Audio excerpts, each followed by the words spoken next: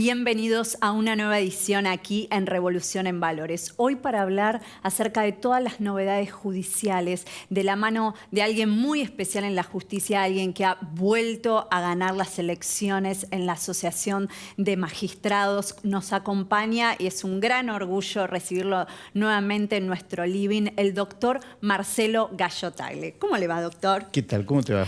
Un gran amigo de la casa, bueno, como otros invitados, pero usted especialísimo amigo, doctor. Ante todo, como decimos en la apertura, felicitarlo porque ha sido nuevamente electo en esta campaña dura, porque realmente había modelos, liderazgos bastante marcados y bueno, le tocó volver a presidir esta gran responsabilidad que significa estar al mando de lo que es la Asociación de Magistrados, ¿no? Con todo lo que ello implica, con la injerencia que esta asociación ha comenzado a tener en distintos embates políticos judiciales que se están sucediendo de un tiempo acá en nuestro país. Y a propósito de esto, doctor, conversar un poco acerca, usted nos había comentado en la instancia anterior que nos acompañó, de una causa, de un expediente que habían iniciado para discutir esta, no autonomía, pero sí el traspaso de esta famosa justicia de la ciudad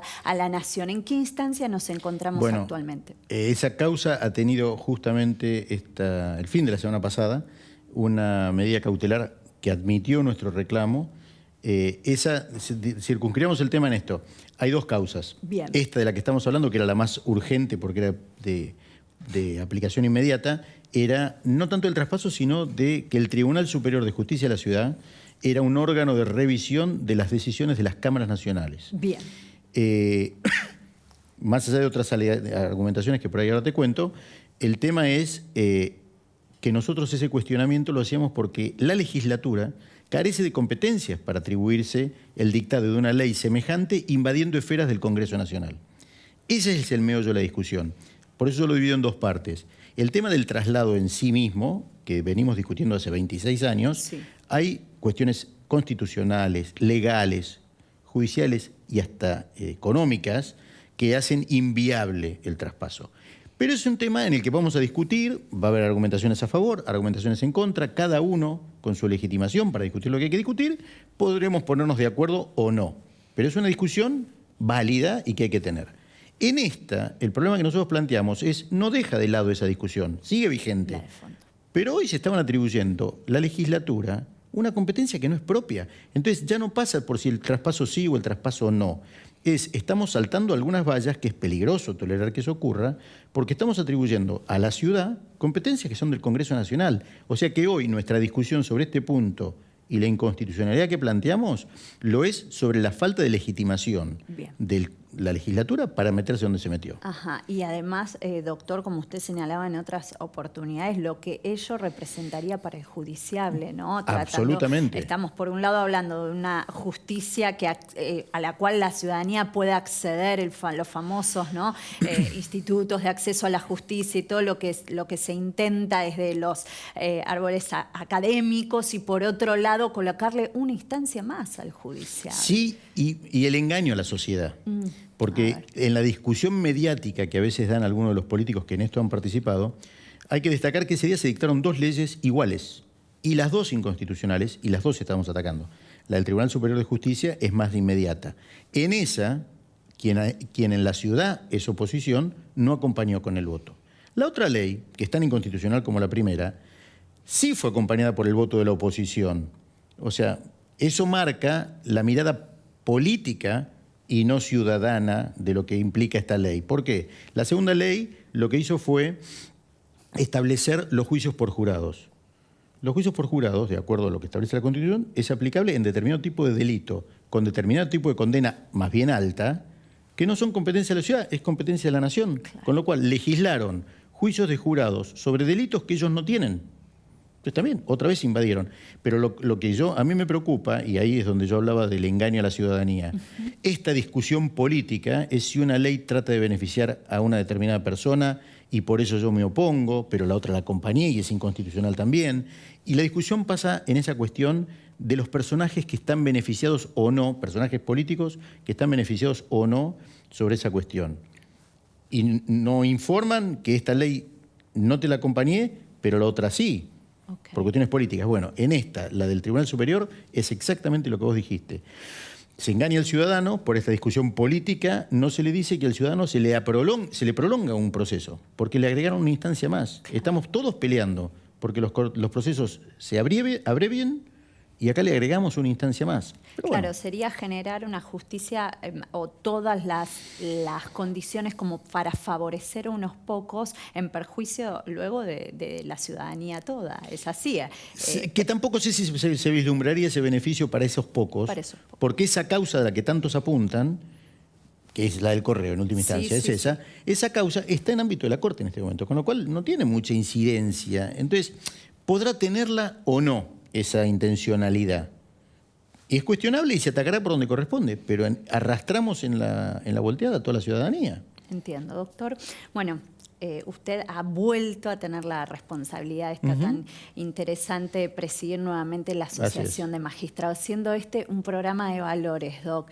¿Qué valor de cara a cómo quedó conformado ahora el Consejo, que al parecer está un poco más equilibrado entre las tres listas, ¿no? Charlábamos también esto en off, lo cual hace que la mesa de discusión, si se quiere, sea hasta más rica, ¿no? Que se equilibre el poder de algún modo y que usted pueda contar con la ayuda de los otros espacios, porque en un punto traccionaban, hubo un tiempo en donde traccionaban, si se quiere, hasta más solitos la lista a bordo. Entonces, ¿qué valor, doctor, le parece fundamental a usted señalar como líder, como presidiendo y llevando este barco a destino, que es necesario trabajar en este próximo mandato? El consenso.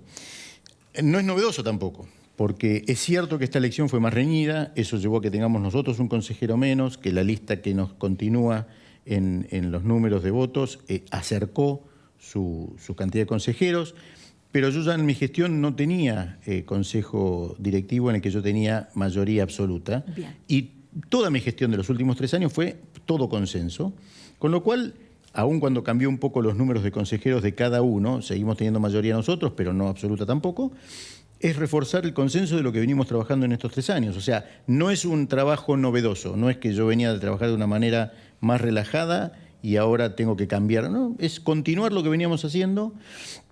Y la aspiración es esta, o sea, que no se refleje o no se traspole a la asociación, primero que no se traspole la política partidaria, que eso no corresponde que esté dentro de la asociación.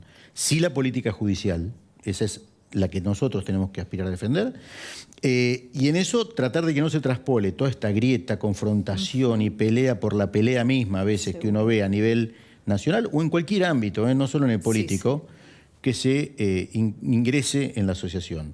Tengamos debate, digamos diferencias, discusión de ideas, que salgan las mejores ideas en el consenso, pero no la confrontación por la confrontación misma, no el oponerme porque la idea vino del otro. Absolutamente. Esas cosas son las que serían muy negativas y espero que no ocurra. Seguro. Pero es el desafío. Máxime teniendo en cuenta que también tienen la responsabilidad de todo lo que ocurre en el interior de representar y si se quiere también acoger a las necesidades del interior. Conversábamos, cambiando un poquito el ángulo, pero siguiendo la línea de su gestión, que de un tiempo acá han venido adquiriendo de algún modo lugares físicos para poder contar con la comodidad que es necesaria para la formación de los aspirantes a magistrados o magistrados mismos. Y tiene una novedad para compartirnos, ¿no? Respecto una novedad a esto, una nueva adquisición. Muy importante, que es esta. O sea, una de las actividades nuestras es la de capacitación y formación. No solo de nuestros socios, magistrados, funcionarios, Poder Judicial o Ministerios Públicos, sino también de los empleados. Esas son las funciones que también caen dentro de nuestra órbita. Desde que se generó el Consejo de la Magistratura, se diseñó el Instituto Superior de la Magistratura de la Asociación de Magistrados, donde se han dado numerosísimos cursos de capacitación con distintas perspectivas, enfoques y demás. Y siempre una aspiración nuestra fue incrementar esto y tener el edificio propio para esta cuestión. Increíble. Hemos logrado comprarlo en la misma manzana que está en la asociación, donde la aspiración nuestra es poder ahí profundizar esta especie de instituto académico con reconocimiento de la CONIAHU y demás, para poder fortalecer lo que ya veníamos haciendo, pero darlo con mayor intensidad. Y como señalabas vos, obviamente no queda circunscripto en Capital Federal. La posibilidad de hacer este avance es para que tenga un alcance nacional e ir buscando los medios adecuados para que de la mejor manera esto pueda ser aprovechado por todos los socios, sean de capital o de provincias, y sea por las presencialidades de ellos acá en las medidas que sean posibles, o desde acá diseñar los proyectos para poder llegar a las provincias en combinación con las universidades y colegios de magistrados o de abogados de cada jurisdicción. Fíjese, doctor, qué importante, ¿no? Y compartirle a la audiencia que se abriría una nueva etapa también de la asociación en donde ya saldría, entre comillas, a competir en el buen sentido con otras universidades, con otras casas de estudio, atendiendo a que los mismos magistrados son quienes dictan muchos de esos cursos y sabemos el prestigio que muchos de ellos tienen y lo que es la grilla de formación. A ver, ¿no?